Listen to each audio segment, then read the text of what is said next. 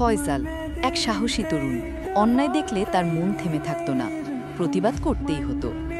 একদিন যাত্রাবাড়ি যাচ্ছিল সে, দেখল কিছু ছেলে রাস্তায় বিক্ষোভ করছে।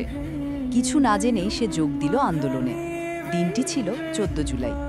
প্রথমে বুঝতেই পারেনি এটা শিক্ষার্থীদের কোটা আন্দোলন। সে তো শিক্ষার্থী না, ভাবছিল সরে আসবে। তখন তার বড় ভাই বলল, শিক্ষার্থী না হলে কি হয়েছে, আমরা তো তাদের পাশে দাঁড়াতে পারি। এই কথায় অনুপ্রাণিত হয়ে ফয়সাল আবার যোগ দিল আন্দোলনে। তার সঙ্গী হলো মাসুম ভাই ও জান্নাত।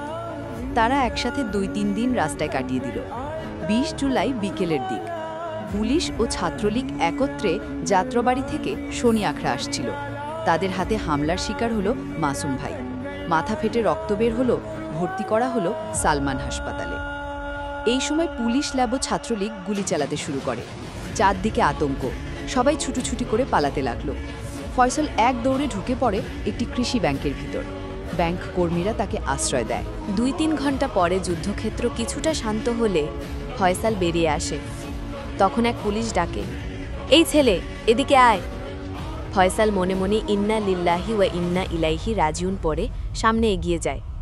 ব্রিজের ওপর পুলিশ তাকে জেরা করে। সে বলল, ভাই আমি কিছু করিনি, আমি মধ্যবিত্ত পরিবারের ছেলে। পুলিশ পিস্তল লোড করে, কিন্তু সে ভয় পায় না। শেষমেশ পুলিশ তাকে ছেড়ে দেয়। সে ফিরে আসে শনি আখড়ায়। বাড়িতে তার মা তাকে দেখে চমকে ওঠে। ভয় ও গর্ব মিশ্রিত সেই মুহূর্তে ফয়সালকে ঘরে নিয়ে যান। দিন যায়, সময় পেরোয়, তবে ফয়সালের আন্দোলন থামে না। 3 আগস্ট সে আবার যোগ দেয় নতুন কর্মসূচিতে। এই পথচলার মাঝে ঘটে আরও একটি ঘটনা। 18 জুলাই তার মামাতো ভাই মোতাব্বির গুলিতে একটি চোখ হারায়।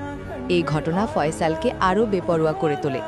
5 আগস্ট মা তাকে আন্দোলনে যেতে মানা করে, কিন্তু সে চুরি করে ঘর থেকে বেরিয়ে যায়।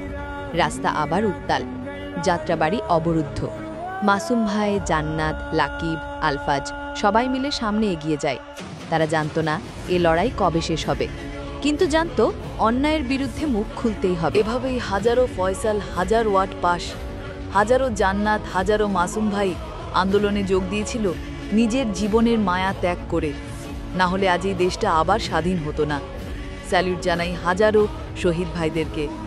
এই বিজয় আমাদের ধরে রাখতে হবে। এই বিজয়কে দেওয়া যাবে না কেউ নষ্ট করতে। এই বিজয় মানবদানের ছাত্রদের, এই বিজয় সাধারণ মানুষের, এই বিজয় ফুটপাতের ছেলেদের। এই বিজয়কে ধরে রাখতে হবে আমাদের। আগামী প্রজন্ম যে জানি আমরা দেশকে বাঁচাতে নিজের জীবনকে বিলিয়ে দিয়েছি। এই বিজয় আমাদের গর্ব।